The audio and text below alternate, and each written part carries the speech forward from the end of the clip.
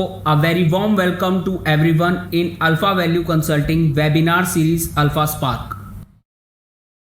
We will try our best to ensure it will worth your time. My name is Sameer Verma, co-founder and director Alpha Value Consulting. I will take 2 to 3 minutes to highlight the background of today's discussion and then hand it over to my colleague Manish Srivastava, who is co-founder and director Alpha Value Consulting, who is going to moderate the entire interaction today.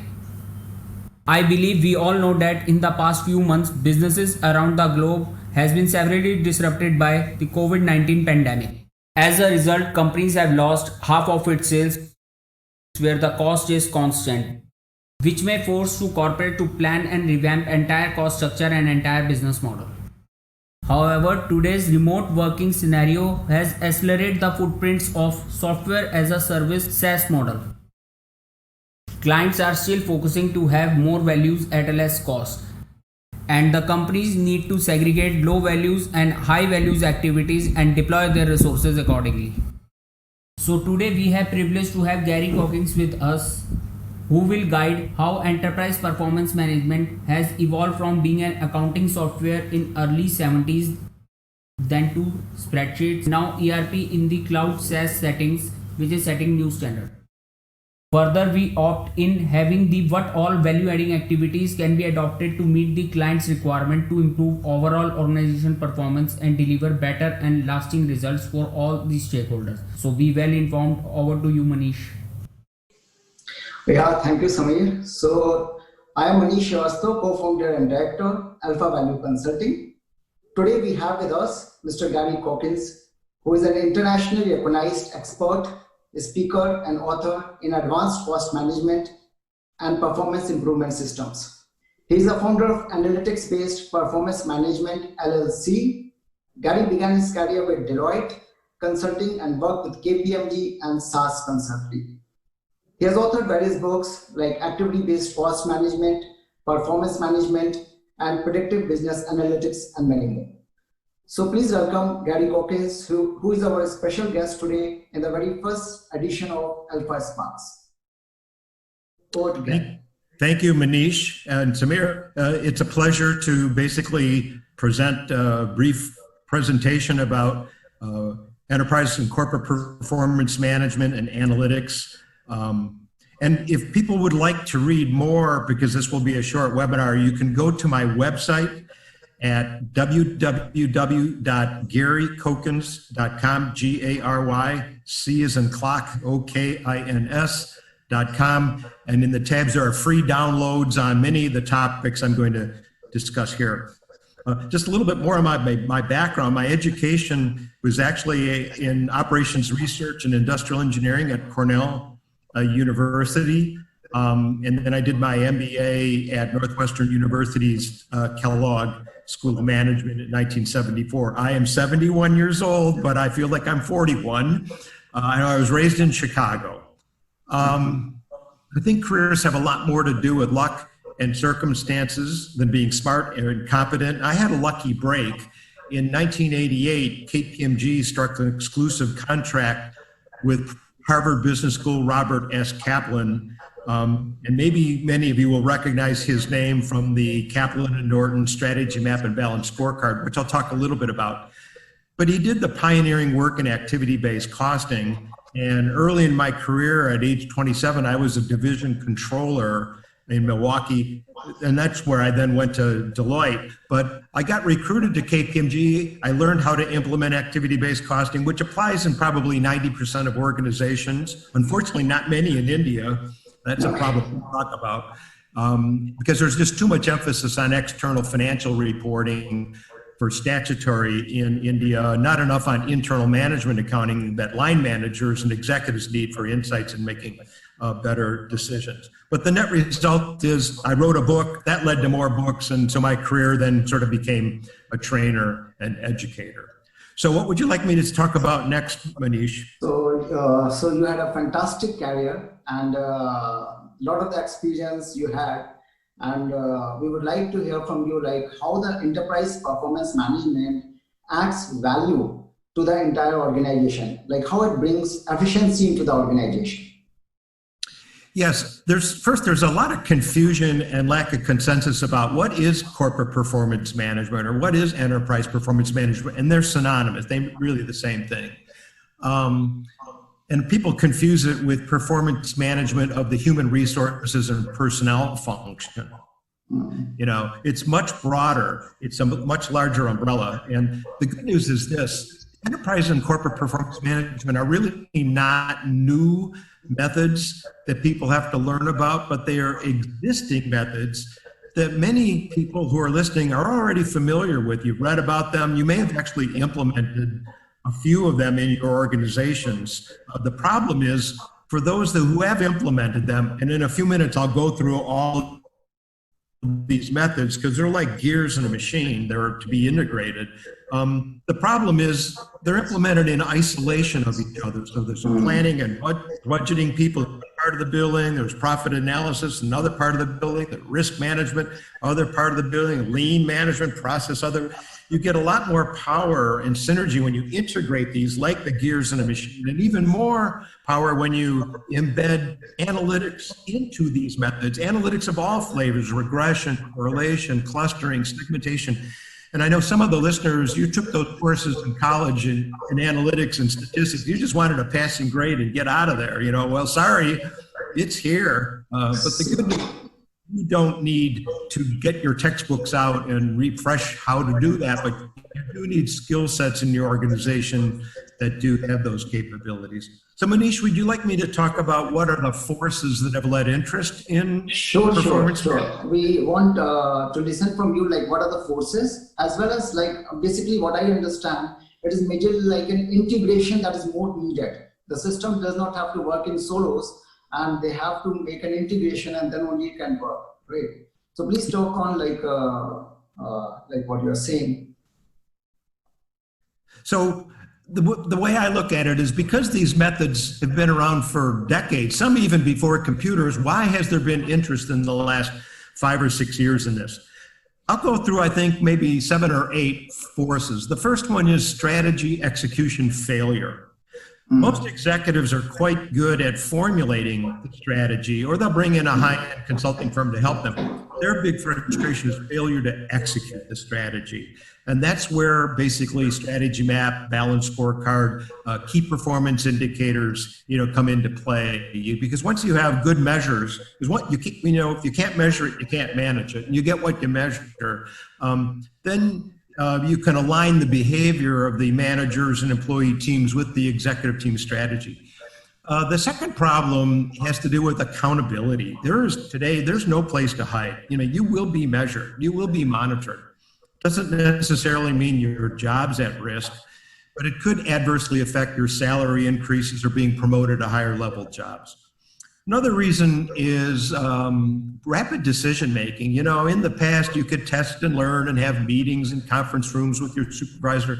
Today, people are on the phone, go or no go, yes or no. They need to make a decision in almost near real time. Another reason is mistrust of the management accounting system. Most managers do not trust the accuracy of the costing information, like product costing or service line costing for service organizations. And the problem there is these overhead allocations. They know that, I'll just kind of be humorous, that the accountants are lazy. They say, oh, we'll take all this overhead, which is actually better termed indirect expense, and we'll just spread it like butter across bread, to do the product or service line costing using things like, labor hours or a number of units produced or sales amount or square feet or number of employees. None of those cost allocation factors reflect the unique consumption that those products and service lines consume of the work, the end-to-end processes and the work activities that belong to them, which in turn consume the expenses, salary, supplies, purchases.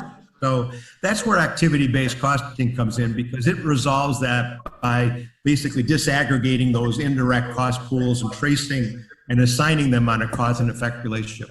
Another force is poor customer value management. Customers are the source of value creation for owners or shareholders in publicly held companies. And And you've got high maintenance customers and low maintenance customers. High maintenance customers are really difficult, always changing schedule and calling your help desk and so forth.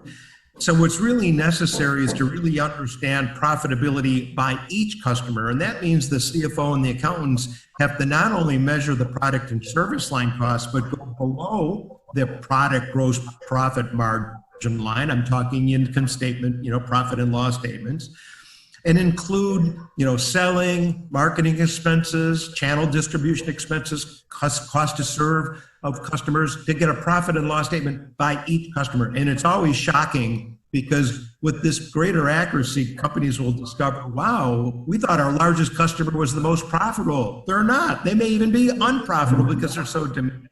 Another issue is budgeting. Oh, man. The budgeting process, everybody jokes about it. It's out of date a couple of months after it's published, kind of capes into the loudest voice and strongest muscle. The veteran, managers know to pad the budget. I think the budget is so broken, the best thing to do is stop budgeting. But then that begs the question, what was the purpose of a budget in the first place? And then we can basically replace it with what's really called driver-based planning and budgeting, and moving to rolling financial forecast, refreshing the plan, if you will, every quarter, maybe even monthly, bring in the forecast and use some of the cost consumption rates, if you will. This is kind of industrial engineering 101. I think it was my freshman year, second semester, 1968 in Cornell. Volume and mix times unit level consumption rates equals capacity required, number of employees, types of employees, what to spend with suppliers. Another issue is the supply chain. The problem there is most customers view their suppliers as the enemy. They're the bad guys. So let's see if we can pound on them, negotiate lower prices. If we negotiate so much lower prices, we put them out of business. So what? We can get another supplier. That's got to stop. It needs to be a marriage. The trading partners along the supply chain need to basically collaborate and work together, because supply chains are competing against other supply chains for a share of wallet or share of, purse, of the customer. So they need to look for mutually beneficial changes that will benefit both of them. And then I think of another final force is the basically challenge or question about the return on investment from large ERP, enterprise resource planning systems, or large customer relationship management systems. And the issue there is, if you ask a chief information officer or IT director of a company that just spent a couple of years implementing a large ERP system, and I'm not going to name the vendor names, everyone's familiar with them, and you ask them, how well do you think the return on investment from all the work you've done met or exceeded what the software salesperson sold you on 2 years ago? Many of the chief information officers are going to say, I'm not so sure. We put in a lot of work. I haven't seen the payback. That does not mean you shouldn't implement it. You have to implement them to stay competitive. But the issue is ERP systems produce a lot of data, but not necessarily the information. You have to convert transactional data, payroll systems, purchasing systems into information. And what these enterprise performance management methods do, and I've sort of already mentioned them, strategy map with balanced scorecard, profitability reporting with using activity-based costing, driver-based rolling financial forecast, enterprise risk management, lean management, Six Sigma, all these moving parts, when you implement them, it releases the ROI like seeds from the ground, and that produces the ROI. So that was a long journey there, but that really kind of gives the overview of how all of these moving parts fit together. All right. So I believe that this being a very dynamic function and a lot of integration that being required at every stage, right? As well as like when we talk about like, tell me one thing, Gary. Should it be a top-down approach, or it's a bottom-top approach, or it should be a mix of the top and bottom? Oh, it should be a mix. I mean, the top really starts with the executive team and leadership. And so they basically have to, if you will, communicate strategy to the employees in a way they can understand it. And that's where strategy map is pretty good, but from the bottom up, the managers and employee teams and individual employees, they need to trust, their executives and, basically follow them, not basically, kind of like go their own way. Let me just make a real quick point. I think in the past, the best executives and the best leaders had the best answers. Today, I do not think that is the case. Today, I think the best executives and best leaders have the best questions because there's too much complexity. There's too much uncertainty. There's too much volatility. Look at the COVID, what's going on today. For executives to rely on their sixth sense or so-called gut feel, or based on flawed and misleading information, or rely on the types of answers they made in the past that got them, voted to the top. They need to create a culture of discovery and investigation using analytics, statistics, operations research, and the like, and also tolerance for making mistakes as long as you learn from the mistakes. So that's basically top down, bottom up. It works both directions. Okay. So can you share with us, do you have any role models or professionally you being influenced by someone, and who is your role model? Like how you started and got into this segment of the particular domain? Well, I was very fortunate to have a mentor in my life. His name was Bob Bonsack. Sadly, he passed away over 10 years ago. He was the partner at Deloitte who hired me. And, in the evening on client engagements in the hotel room, he would actually spend time teaching me and all of the books that I've written. And they're on my website. This third page is the memorial page. They're all to Bob. In the United States, I've always liked Mark Twain. Mark Twain, was a writer who cared about the common man. You can probably tell my parents had a little grocery store, delicatessen. I was not raised, wealthy, working family. My mom and dad said it's all about customers. And I now look at that, it's all about line managers, serve the line managers. I also love composers, Beethoven, Mendelssohn. And I know in India, you've got Bollywood with wonderful music there too. But what's amazing is those composers from their brain can put notes, on a page and you make music out of it. So those are the heroes of me. Do you have any choice of the hero here in India, in Bollywood? Any hero that? Well, I've mentioned to you, I'll mention to the audience, I've now been to India, I think 4 times in my career, and sometimes for 2 weeks. I've been to Bangalore, Hyderabad, Chennai, of course, Mumbai, Delhi. I've been to all of the, the outsourcing, organizations. I gave lectures because I was involved and still am involved with the Institute of Management Accountants. And then I also just did a webinar for the ISMA. That's the Institute of Society of Management Accountants. If you go to the ISMA website, on May 2nd, I did a webinar longer than this webinar with PowerPoint slides. So, you have to say Gandhi has got to be a hero for, one to respect it. Right. I love India, and I love the India food. Not too spicy, but good enough. So, as a word of wisdom for the younger professionals, like university students who wish to join and go into a career of EPM and CPM, so what is your advice to them? Well, if you're young students just coming out of the university, my advice is, basically keep learning. Never stop learning. Learn how to network, communicate with others. And it's okay to be an achiever. Don't be shy. It's okay to achieve. Once you're actually now working for an employer, let's say your 3rd or 4th year, start building your resume. In other words, see whether you can get maybe transferred from one department to another department, because it's really important to eventually spend time not only maybe in accounting, but then maybe marketing, then maybe sales, maybe production operations. So, build your resume. As you get a few years more in, 5th or 6th or 7th year in, start learning how to ask questions. You may be proud of yourself and, gee, I'm really a good manager and I'm better than these others, but, put your ego aside. Don't be bragging and boasting. Most people will judge you not by how much you know and how much you describe, but the quality of the questions you ask. And as you ask good questions, really pointed questions, you can actually navigate them in the direction of what you want. Make them feel a little uncomfortable. Ask questions like, does everybody understand the strategy? No. Are we measuring the right things? No.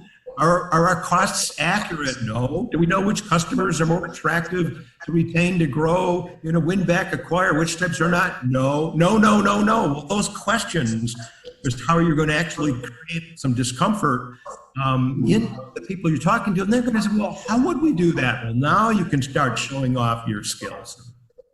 That's my advice. Right.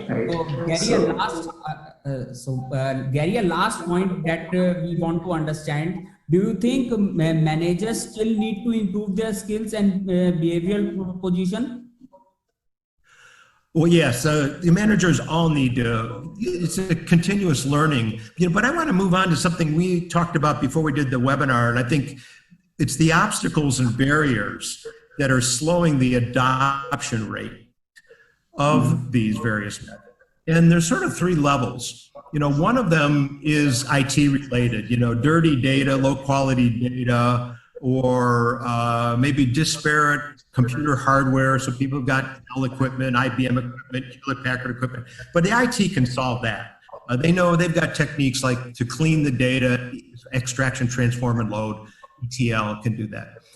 Another obstacle is a perception that it is really too complex and too complicated to implement these methods. And I don't have time to go into it now, but if you do go to my website, I have for many years been helping consulting firms how to implement these methods in a few days or just a few weeks. It's called rapid prototyping with iterative remodeling. It's basically starting with a workshop with 5 or 6 people in a room, building a very fast, high-level model, not for the purpose of use for accurate information, but so that you can bring in the managers and line and executives the afternoon after you've done it, let them see it, very engaging, it's their own company, light bulbs go on. Oh, that's how it works.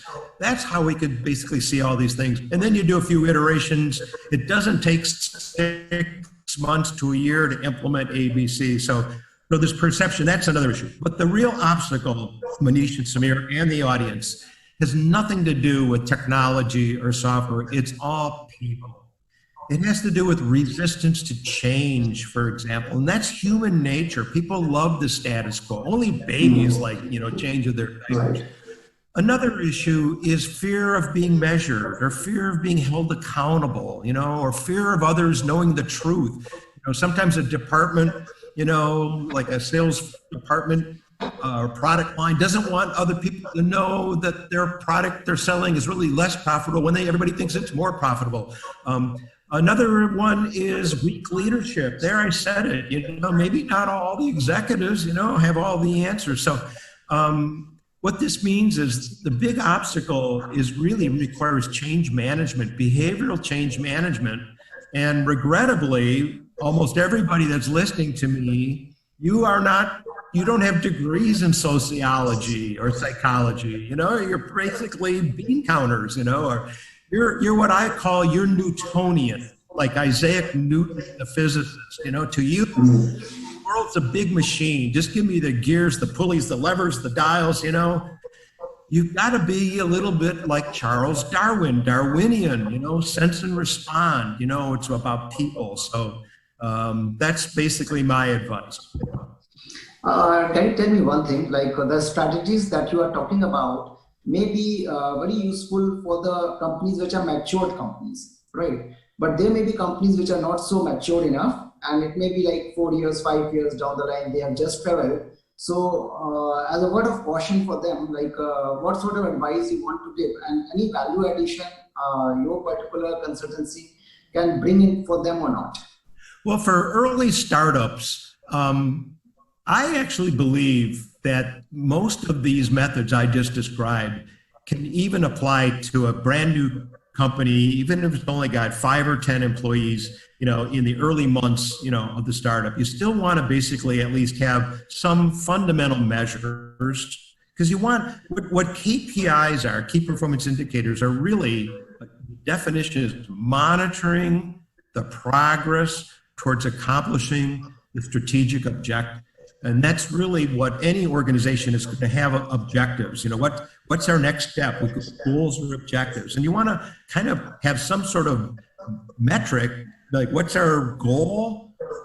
Think, where are we today? Okay. We're at 100, but our target's 120. How are we? Are we getting from 100 to 120? Understanding your costs, knowing where you make money, where you lose money. It's needed for pricing, so that you have enough margin when you're selling your product and so forth. So Manish, you may have thought my answer was going to be a complete different one. Oh, for startups, it's a whole different thing. But I'm kind of saying, no, these enterprise and corporate performance management, and the acronym is EPM, CPM, they're universal at any stage, early stage, mature stage. So I believe it helps in creating the pathway for the startup and knowing where to go about, what are the checkpoints that we need to meet, right? Yes. And thanks, Gary, and it was a great talk with you, and thanks for participating in the very first edition of AlphaSpark. And everybody, we as well as the audience, have benefited from your talk, and thanks and all the best wishes to you. You're welcome, but I want to make one last point, and it'll just be very brief. Sure. And it has to do with India. India, the accounting profession really has to basically get into the 21st century. The dominance of external reporting in India for statutory reporting to government regulators is so dominant that the accountants either do not have the time or are not making the time to do the internal management accounting, and there'll be different numbers. So that's good luck to everybody. I welcome communicating. Right. Thank you. Thank you, Gary. So much, Gary, for giving us so much in-depth understanding, which can help the companies to improve their performance and workflow bottlenecks. My pleasure. Okay. Thank you. Thank you.